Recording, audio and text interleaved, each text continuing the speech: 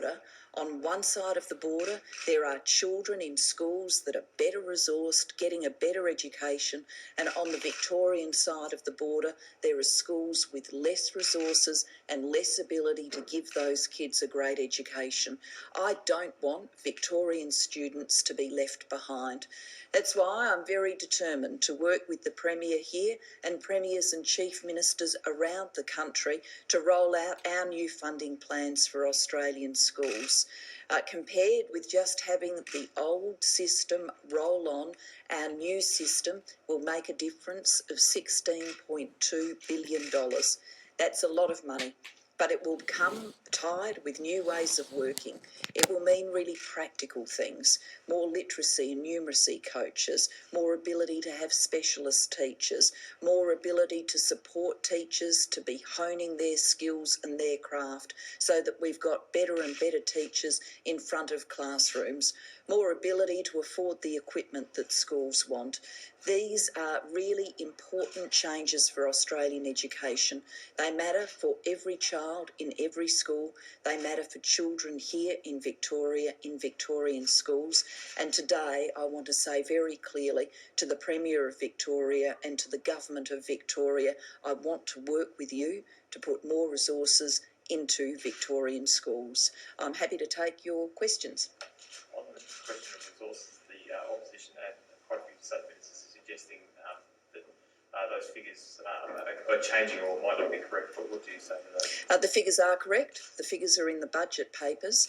The Shadow Minister for Education, Mr Pyne, has been on a deliberate campaign of distraction here because he doesn't want to say clearly to the Australian people that he and the Leader of the Opposition stand for schools being $16.2 billion worse off.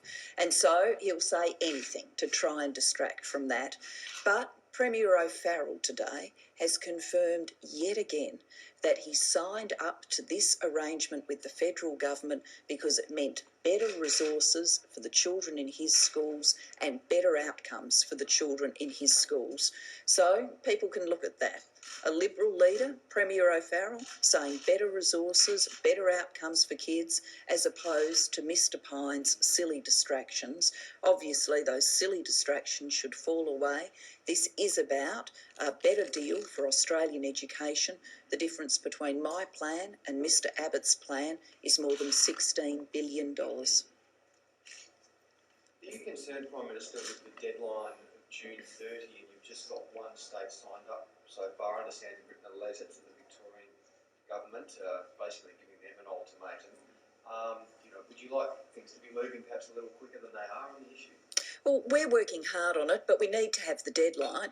We need to have the deadline so schools know what funding position they're going to be in for calendar year 2014. Schools make plans just like everybody else makes plans, and they need to know what money's going to flow. That's why the deadline is the 30th of June, and it's up to Premiers and Chief Ministers to make sure that they work with us to meet that deadline. Are you getting are you closer to a deal with any of the states or territories? Well, the Victorian Minister for Education has said that he thinks it's 50-50 here in Victoria. I would hope that the Premier focuses on it and that it's a lot better than that.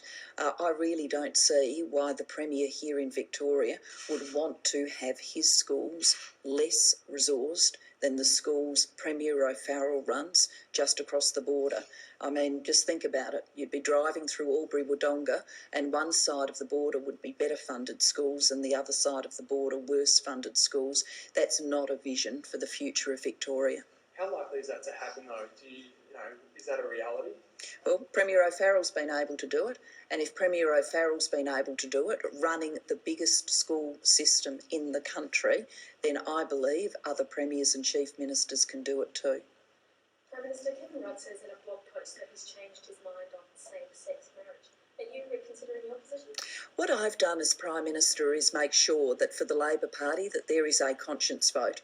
That means every member is free to come to the Parliament and vote in accordance with their conscience.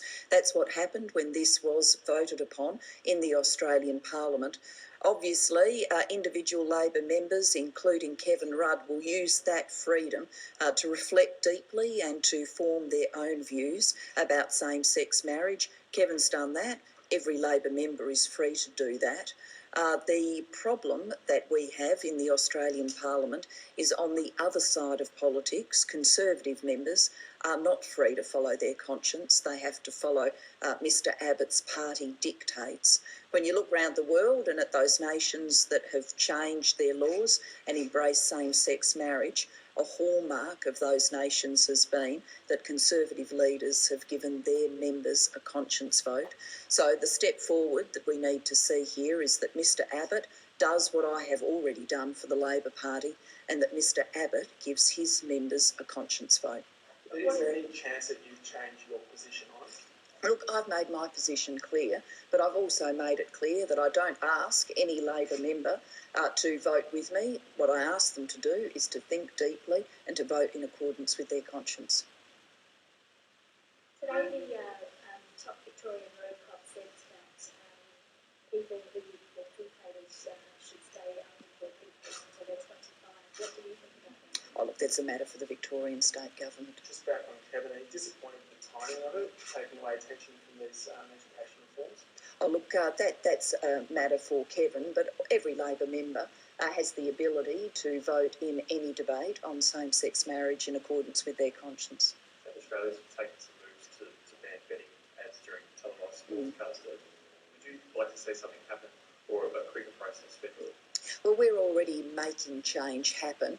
I've been very clear about this. It just drives me crazy when I'm sitting in front of sporting coverage and what you're getting is discussion of live betting odds instead of getting to watch your favourite sport.